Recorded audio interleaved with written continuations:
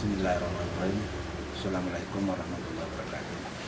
Salam sejahtera buat sahabat-sahabat atau teman-teman yang menyaksikan video saya. Semoga kita semua diberikan kesehatan dan diberikan kelancaran rezeki. Itu yang pertama yang ingin saya sampaikan adalah situasi saat ini lagi sulit, yaitu benar-benar luar biasa ya.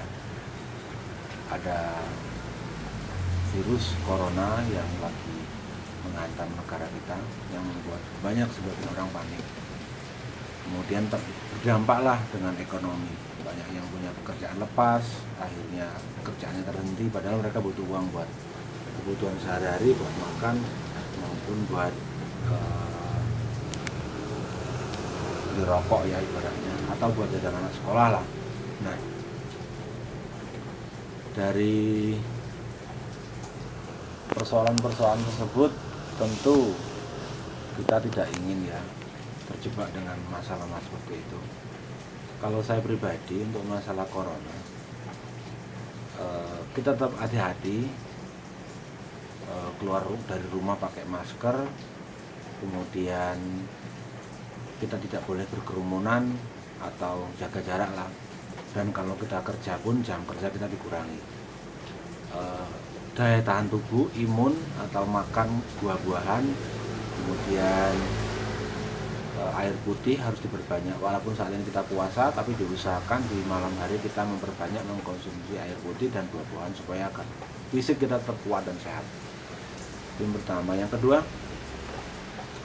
ekonomi kita saat ini sangat sulit ya saya rasa, karena terdampak wabah ini yang membuat pekerjaan banyak tertunda atau usaha-usaha itu banyak tertunda.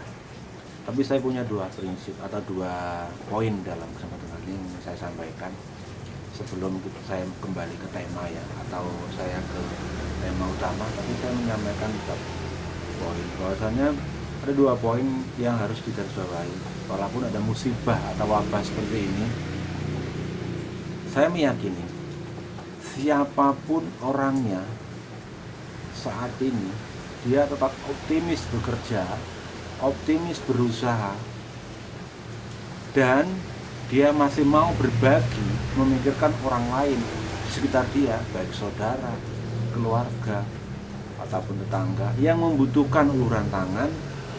Insya Allah orang-orang seperti ini akan diangkat derajatnya 1-2 tahun yang akan datang. Artinya dia akan diberikan kemudahan. Orang-orang yang memudahkan atau meringankan beban orang lain, maka Allah Subhanahu wa Ta'ala akan meringankan beban dia. Malah ceramah.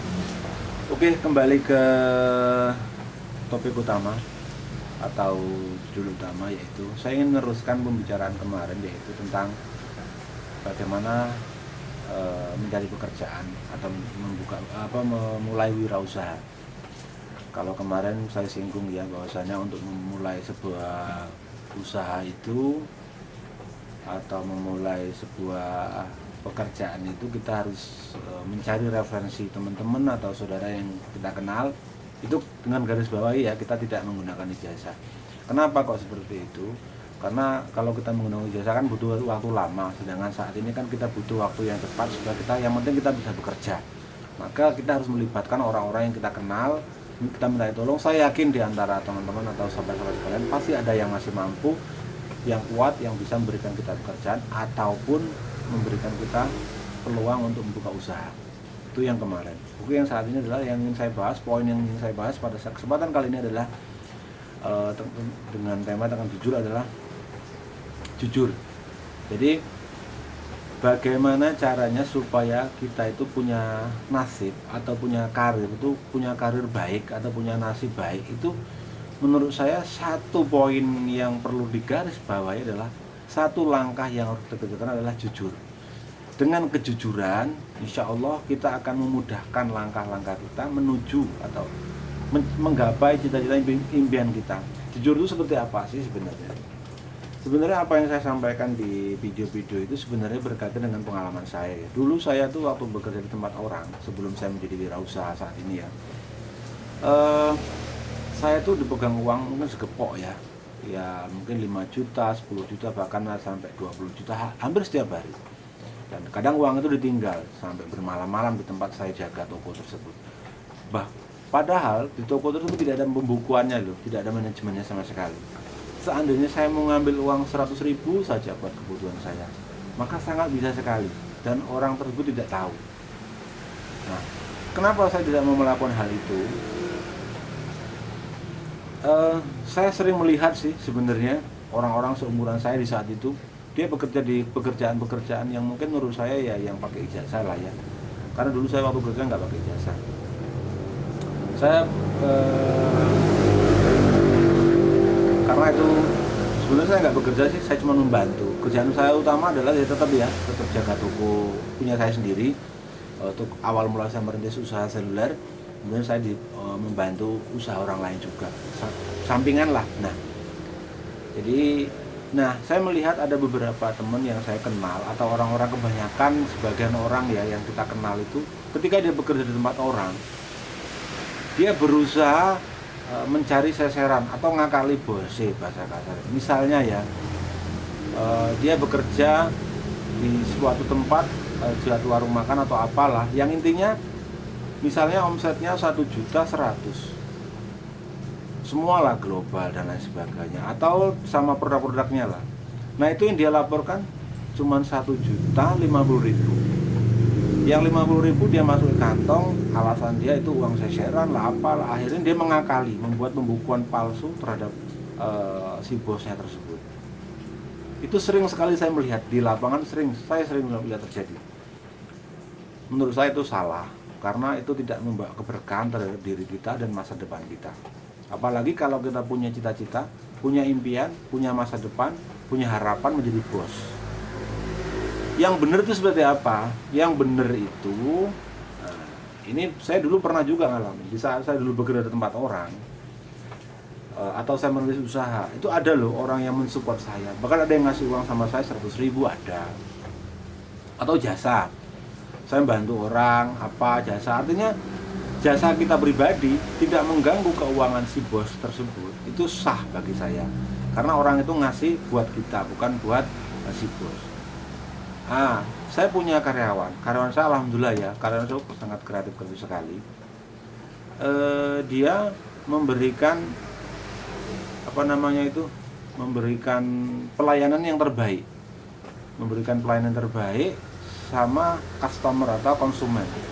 Maka saya sering menangi, atau saya sering mergoki, atau saya sering mengetahui langsung bahwasannya kadang ada beberapa, padahal saya jarang di toko loh, saya menangin, melihat langsung itu orang-orang yang mereka bantu dengan seikhlas setulus mungkin.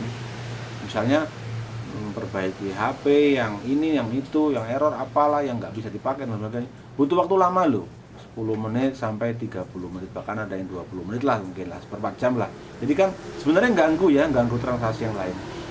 Tapi nggak apa-apa, karena kita berusaha memberikan pelayanan terbaik. Karena konsumen biar dia nyaman diberikan pelayanan terbaik. Apa yang terjadi? Orang-orang yang dibantu tersebut kadang ngasih uang 5.000, 10.000, bahkan ada yang 20.000 katanya buat berokok. Apa yang saya sampaikan? Itu rezeki kamu, jangan dimasukkan ke counter. Itu rezeki kamu, buat beli rokok nggak apa-apa. Kalau orang, seperti itu namanya rezeki atau seseran. Seseran yang tidak disengaja. Yang disengaja itu kita berusaha ngakali bos.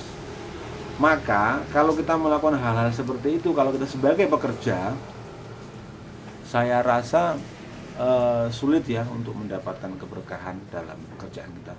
Jadi kita sebagai seorang pekerja, kalau kita punya cita-cita ya, satu, kita punya wirausaha. Yang kedua, kita ingin jadi bos atau jadi orang yang hebat, yang punya impian, punya harapan, pokoknya punya masa depan yang besar lah. Ingat, kalau ingin punya masa depan yang besar, ingin punya cita yang besar, impian yang besar, kata kuncinya adalah di saat kita bekerja di tempat orang adalah satu, jujur. Dengan kejujuran kita, insya Allah membawa keberkahan dalam usaha kita dan cita-cita kita. Insya Allah diberi kemudahan. Langkah-langkah kita itu, apa yang menjadi keinginan kita itu, insya Allah dibimbing sama Allah Subhanahu Wa Taala. Itu yang pengalaman yang pernah saya lakukan. Saya buka usaha itu belum lama loh. di tahun 2017 dan alhamdulillah berkembang dengan baik. Jadi dulu mau beli apa aja agak susah, sekarang alhamdulillah apa yang menjadi keinginan sangat mudah istilahnya dikabulkan. Jadi berkat berjuang, kenapa kok saya bisa seperti itu? Ya karena dulu saya memang punya prinsip seperti itu. Saya nggak mau bohongin bos saya tidak mau saya bekerja di tempat orang, bener-bener bekerja itu ya 2 tempat ya, 3 tempat. Yang satu di koperasi itu 2 bulan, yang satu lagi di counter tuh, counter pertama itu 2 bulan juga, yang counter kedua itu 1 tahun. Jadi punya pengalaman itu saya gunakan sebaik-baiknya, sejujur-jujurnya. Atau tadi tambahan lagi, saya juga bekerja di tempat orang, membantu dia jualan buah. Jadi saya berusaha bekerja itu sejujur-jujurnya. Kenapa? Karena saya punya prinsip, masa depan saya yakin lebih bagus, cerah. Dan saya punya prinsip bahwasannya saya punya target, punya visi dan misi. Saya nggak mungkin selamanya ikut orang, saya harus punya perusahaan sendiri, punya usaha sendiri, punya cita-cita sendiri. Dan poin yang langkah yang harus saya lakukan adalah saat ini saya bekerja dengan baik, sejujur-jujurnya, setulus-tulusnya, pengabdian. Saya minta sama Tuhan, minta sama Allah Subhanahu Wa Taala, semoga impian-impian saya itu digiring dengan baik, dilancarkan dengan baik. Alhamdulillah, hampir semua cita-cita saya, hampir semua impian saya itu sebenarnya sudah terkabul ya, terproses dengan baik berkat apa? Satu, yaitu kejujuran. Dengan jujur, hidup kita lebih indah, lebih mudah berjalan, kita lebih tenang, mau kemana-mana tenang. Saya tuh melihat loh, mau kembali lagi ke awal, seraut wajah orang-orang yang kurang jujur. Maksud saya tuh orang-orang yang mereka itu merebutkan uang-uang selipan-selipan itu ya, uang-uang yang bisa dikatakan sasaran, merugikan orang lain, merugikan konsumen, merugikan bos-bosnya itu. Mungkin Anda tahu lah di mana tempat orang-orang seperti itu. Saya sih sering melihat itu. Tapi saya nggak mau sebutkan namanya, menjaga kode etik, nggak enak lah. Nah, orang-orang seperti itu wajahnya tuh kelihatan gelap, nggak cerah, nggak punya semangat untuk lebih. Padahal ya uang saya meyakini uang seperti itu tidak bisa dikatakan tidak terlalu saya meyakini, bukan tidak terlalu lagi, saya meyakini tidak membawa berkah. Bahkan uang yang ibaratnya uang nilai-nilai seperti itu hanya cepat sekali habisnya. Ibaratnya itu ya karena uang nggak berkah ya, mau bagaimana lagi ya, mau diapa-apain juga tetap nggak berkah. Oke. Sahabat-sahabat sekalian, mungkin cukup sampai di sini. Video yang kedua saya saat ini adalah tentang kejujuran. Dengan jujur, insya Allah masa depan kita lebih mudah. Sekian, terima kasih. Salam sukses luar biasa. Assalamualaikum warahmatullahi wabarakatuh.